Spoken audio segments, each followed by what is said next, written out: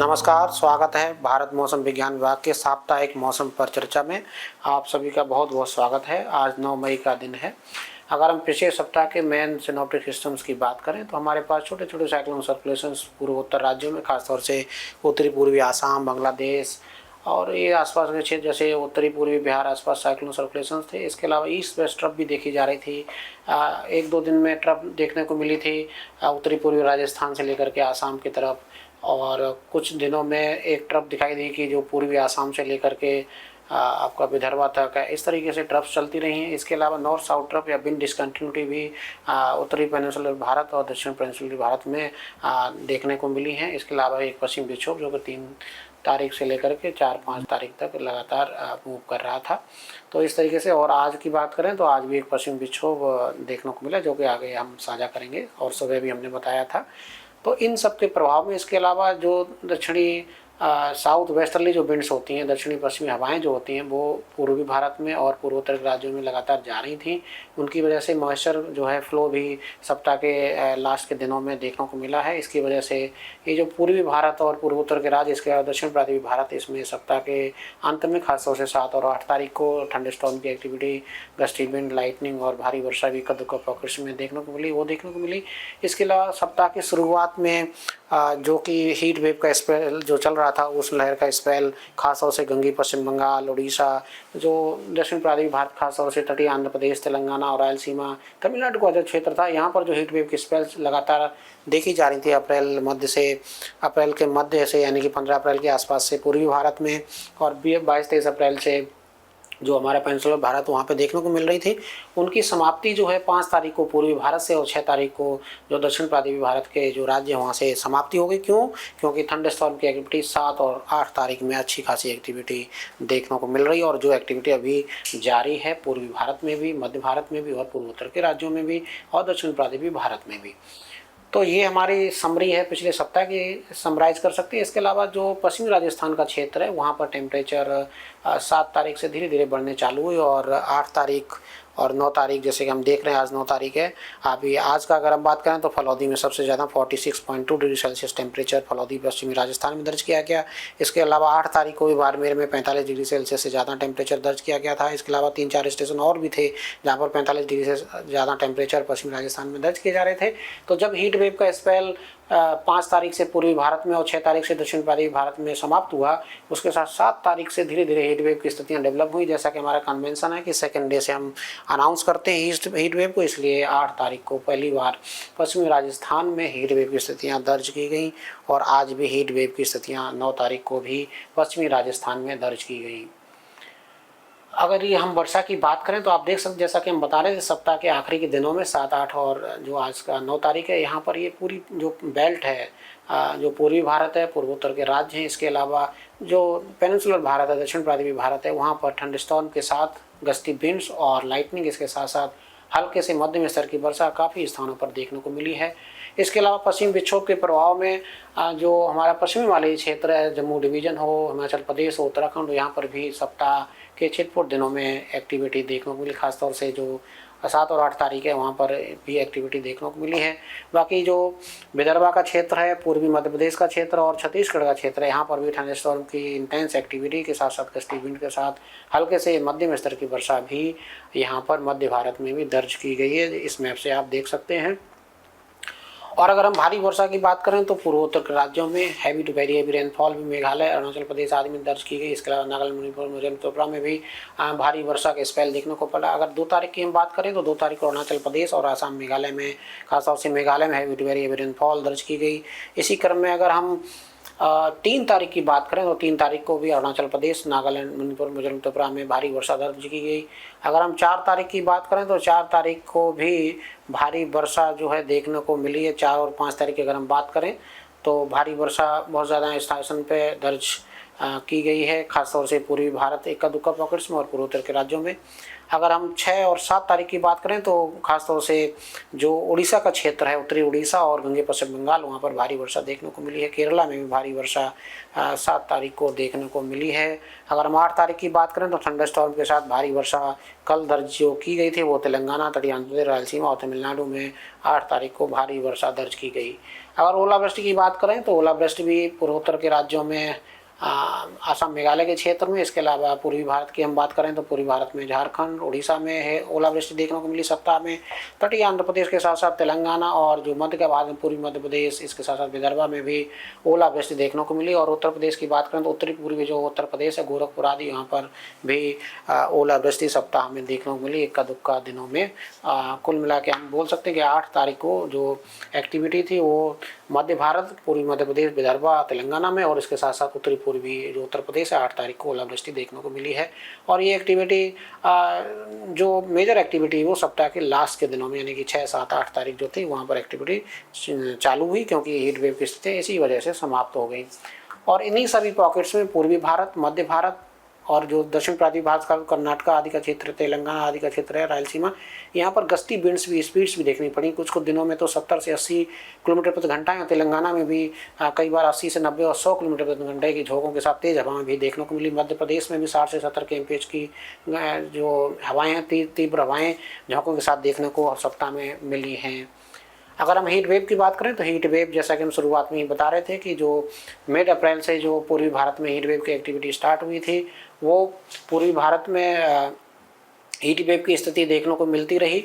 और अगर हम देखें तो उड़ीसा, बिहार, झारखंड, यहाँ पर एक्टिविटी 5 तारीख तक देखने को मिली है। इसके साथ साथ जो दक्षिण प्रांतीय भारत का जो क्षेत्र है जिसमें तेलंगाना, इंटीरियर कर्नाटका, रायलसीमा, आंध्र प्रदेश, तमिलनाडु, ये सब क्षेत्र में भी 6 तारीख तक जो है हीट वेव की स्थितियाँ दर्ज की जाती रही हैं। अगर सीवियर हीट वेव की बात करें तो गंगे पश्चिम बंगाल में सीवियर हीट वेव की स्थितियाँ सप्ताह की शुरुआत में देखने को मिली हैं। बिहार में भी एक दिन सीवियर हीट वेव की स्थिति थी। तटीय आंध्र प्रदेश के साथ साथ तमिलनाडु में भी सीवियर हीट वेव की स्थितियाँ देखने को मिली हैं। अब हम बात करेंगे वीकली रेनफॉल की। तो आप देख सकते हैं कि जो 2 तारीख से 8 मई के बीच में अगर हम डिपार्चर की अनोमली की बात करें कुल मिला के, तो आप देख सकते हैं कि जो पूर्वी भारत है जिसमें गंगे पश्चिम बंगाल, इसके अलावा जो मध्य का भारत है जिसमें छत्तीसगढ़, विदर्भा, दक्षिण पूर्वी भारत में तेलंगाना, तटीय आंध्र प्रदेश और रायलसीमा, यहाँ पर रेनफॉल अब नॉर्मल रेनफॉल, इन सामान्य से अधिक वर्षा देखने को मिली है। और नॉर्मल वर्षा जो है बिहार, झारखंड और पूर्वी मध्य प्रदेश में देखने को मिली है। और बाकी जो उत्तर पश्चिम भारत का क्षेत्र है वहाँ पर वर्षा, राजस्थान, पंजाब, हरियाणा और जो गुजरात और इंटीरियर महाराष्ट्र का क्षेत्र, वहाँ पर कोई खास वर्षा दर्ज नहीं गई, छोटी मोटी वर्षा दर्ज की गई, इसलिए वहाँ पर बिलो नॉर्मल कैटेगरी में है। बाकी उत्तर पश्चिम भारत में बिलो नॉर्मल कैटेगरी है। बाकी पूर्वोत्तर राज्यों में भी अरुणाचल प्रदेश और नागालैंड, मणिपुर, मिजोरम, त्रिपुरा में सामान्य वर्षा रही है। असम, मेघालय में सामान्य से कम वर्षा दर्ज की गई। ओवरऑल अगर सीजन की बात करें तो पूर्वोत्तर राज्यों में वर्षा अभी कम चल रही है, अपने दीर्घकालिक जो नॉर्मल होते हैं उनसे अभी कम बनी हुई है। हालांकि मध्य का भारत और जो पश्चिम भारत है, गुजरात, इसमें ओवरऑल सीजनल रेनफॉल अगर देखें पूरे ऋतु की 1 मार्च से लेकर के 8 मई तक की, तो सामान्य से अधिक वर्षा दर्ज की, खासतौर से मध्य प्रदेश, विदर्भा, छत्तीसगढ़ और मराठवाड़ा का क्षेत्र। बाकी पूरे भारत में या तो वर्षा कम हुई या सामान्य के आसपास, जैसे पूर्वी भारत में सामान्य वर्षा दर्ज की गई। दक्षिण प्रदेश में पश्चिमी वाले क्षेत्र, जम्मू कश्मीर, हिमाचल प्रदेश में भी सामान्य वर्षा दर्ज की गई है। अगर आज के सिनॉप्टिक सिस्टम की बात करें, जैसे कि सुबह भी हम बता रहे थे, अभी उत्तर पूर्वी भारत में उत्तरी पूर्वी आसाम के आसपास, पूर्वी बांग्लादेश के आसपास एक साइक्लोन सर्कुलेशन बने हुए हैं।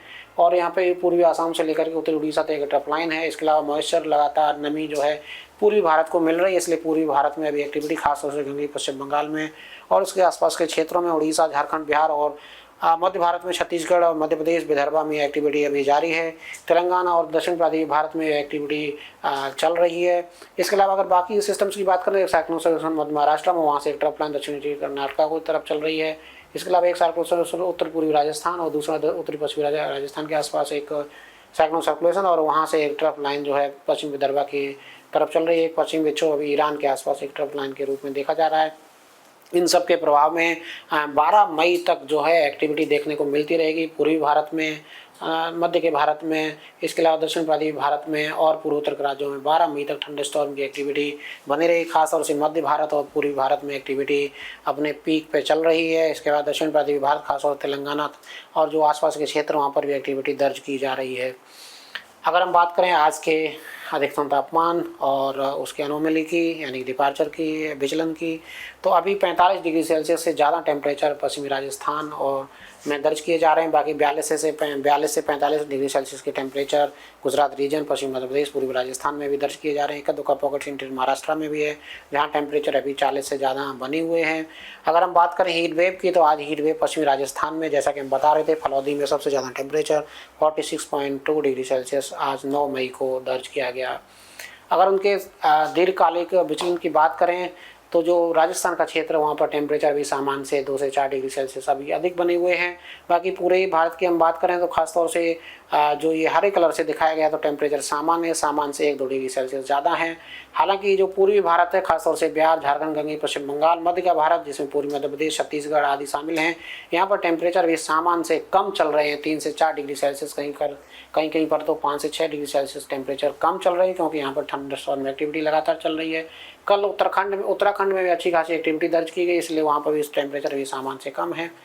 और पूर्वोत्तर के राज्यों में एक्टिविटी की वजह से अरुणाचल प्रदेश, असम, मेघालय और नागालैंड में टेम्परेचर भी सामान्य से कम बने हुए। कुल मिलाकर हम ये बोल सकते हैं राजस्थान और कुछ एक पॉकेट्स केरला और दक्षिण कर्नाटका के, जहाँ पर टेम्परेचर भी सामान्य से अधिक बने हुए हैं। अदरवाइज पूरे भारत में, खासतौर से पूर्वी भारत, मध्य भारत और उत्तर प्रदेश में टेम्परेचर सामान्य से कम है। और बाकी के जो हरे रंग से हैं, वहाँ पर टेम्परेचर भी सामान्य की स्थिति में बने हुए हैं।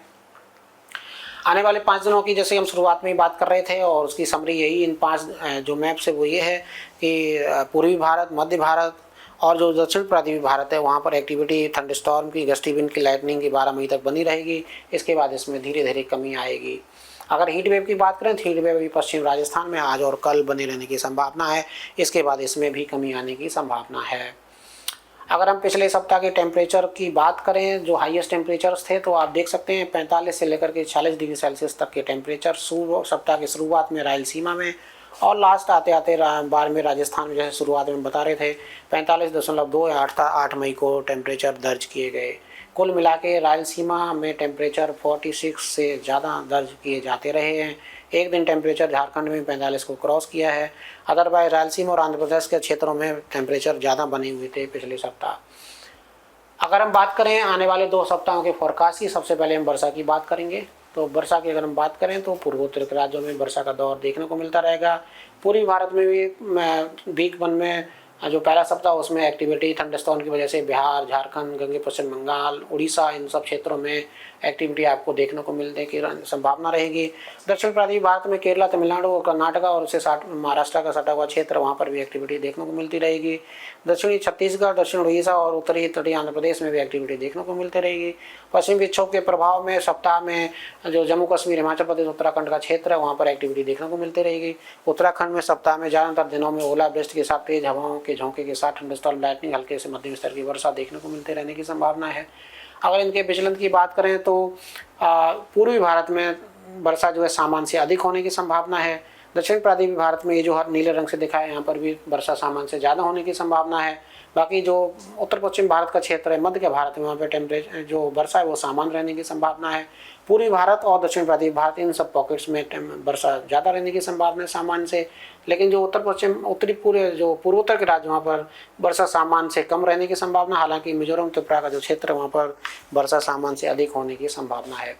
अगर दूसरे सप्ताह की बात करें तो कमोबेश वैसे ही स्थिति, पश्चिम वाले ही क्षेत्र, वर्षा दूसरे वीक में भी पश्चिमी विक्षोभ की वजह से होने की संभावना रहेगी। पूर्वोत्तर के राज्यों में भी एक्टिविटी देखने को मिलती रहेगी। पूर्वी भारत में खासतौर से पूर्वी बिहार, पूर्वी झारखंड और पूर्वी गंगे पश्चिम बंगाल, उत्तरी गंगे पश्चिम बंगाल और सब पश्चिम बंगाल में भी एक्टिविटी देखने को मिलती रहेगी। दक्षिण पूर्वी भारत, खासतौर से केरला, लक्षद्वीप एरिया और जो कर्नाटक का क्षेत्र है और तमिलनाडु और रायलसीमा का क्षेत्र है, वहाँ पर भी एक्टिविटी देखने को मिलती रहेगी। अगर इनके विचलन की बात करें तो जो नीले रंग से दिखाए गए वो विचलन से अपने ज़्यादा रहेंगे, यानी सामान्य से अधिक वर्षा होने की संभावना दक्षिण पूर्वी भारत, कर्नाटक, केरला, तमिलनाडु में।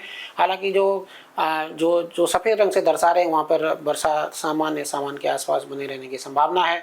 पूर्वी भारत में दूसरे सप्ताह में सामान्य से कम वर्षा होने की संभावना, और पूर्वोत्तर राज्यों में भी सामान्य से कम वर्षा होने की संभावना है। हालांकि सिक्किम और जो पश्चिमी अरुणाचल प्रदेश का जो क्षेत्र है वहाँ पर वर्षा सामान्य से अधिक होने की संभावना है।